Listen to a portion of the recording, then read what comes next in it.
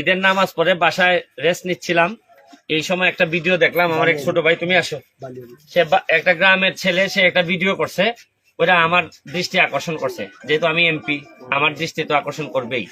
কি কারণে এই ঘরটাকে নিয়ে সে একটা ভিডিও করছে, তা আমি দেখে আমি চলে আসছি। আমার কাছে মনে হয়েছে যে এমপি হয়ে যে মানুষগুলার কষ্ট, এগুলার জন্য তো একেবারে ঋণী হয়ে যায় আমি, যে এদেরকে যেন কোনোভাবেই যেন কষ্ট থেকে মুক্তি দেওয়া যায়, এটার চেষ্টা করাটা আমার এমপি হিসাবে দায়িত্ব। আমরা দেখেন উনি আমার এলাকার, আমি এমপি হয়ে ঈদের আনন্দটা কেমনে করি, যেখানে উনার এইরকম বাজে অবস্থা। আপনাদেরকে উনার অবস্থাটা দেখাই। উনার 3টা মেয়ে আপনার ছিল না? আপনার এই কাছে আসো, আপনার জামাই মারা গেছেন কবে? কত বছর হইতে পারে আন্দাজে? 20 বছর হইব। 20 বছর 20 বছর হইব।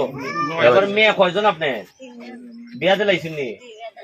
আপনি এখানে একলা থাকুন? একলা পুরি আছে? ইলা আছে নাকি তার মেয়ে? তারে লুই তা হইন আপনি? আচ্ছা দেখি আইন আপনার ঘরের অবস্থা দেখি। সবাই নেই, আপনারা ঢুকবেন না। আইন তো আপনি আইন তো যান ভিতরে। আপনাদের যাও না। ঘরের অবস্থাটা বৃষ্টিতে পানি পড়ে না? কেউ যায় না। আপনারা কেমন কেমনি সময় বৃষ্টির সময় হইলে অন্য করে দেন গিয়া, এই খুব কথা হইতো না। আপনারা এই অতদিন ধরে সাহায্যটার ব্যবস্থা পাইছেন না?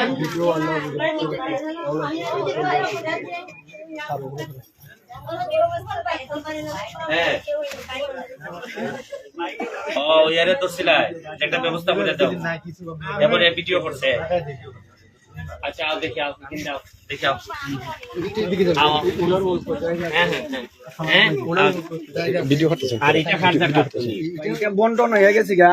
বন্টন হওয়াতে মানে এরা যারা আছে, অন্যরা যারা আছে, এরা তাইকে ওই জায়গার মিঠে, খালি জায়গার মিঠে জায়গা দিচ্ছে। ওনারও তোমার জায়গা দিছে? টাকা পয়সা লাগি খতকান্দুর আও, আমার সাথে আও, দেখি দেখি, আও আও, দেখি, আও তোমরাও রবে দূর আও, ভাই সরেন, ভাই সরেন। আও দাঁড়াও।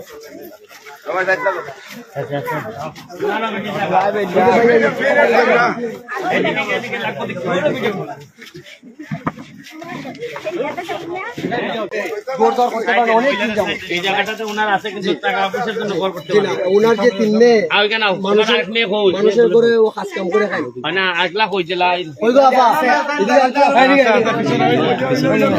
লাইন ডাকাত আহে, ওরছেন ওর ডাকাত আহে, এরা কোনো সাহায্য করতে পারে না মনে হয়, খাস করে খায়। আর তুমি কি তা করো? খাস করে খাও। আচ্ছা ঠিক আছে, যেহেতু আমার কাছে এটা ফাইন্ড আউট হয়েছে, আমি চেষ্টা করতেছি তোমারে খালকের থেকে এখানে ছোট করে তোমার সুন্দর করে একটা ঘর বানাই দেওয়া হইব, বুঝছো নি? এই এটা তুমি নুরুল আর উনারে লইয়া আমি খালকে তোমার বরাদ্দ দিব, দিলে পরে একটা সুন্দর ভাবে শালীন ভাবে যেন থাকতে পারে, এরকম সরকারি ঘর যেভাবে তাকে এরকম একটা ঘর তারা বানাই দিবে।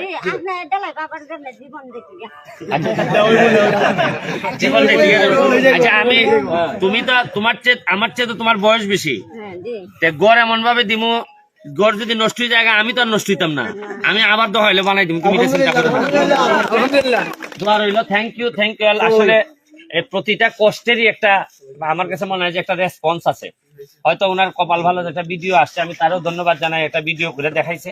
এইভাবেই হয়তো কোনো না কোনো ভাবে অনেক মানুষের মানে কাছে চলে যাওয়ার একটা সম্ভাবনা আছে। এইভাবে হয়তো একদিন স্বপ্নের সোনার বাংলা হওয়ার সম্ভাবনা আছে। না ঠিক আছে, এখন ঘরটা হইলে পরে তো অন্তত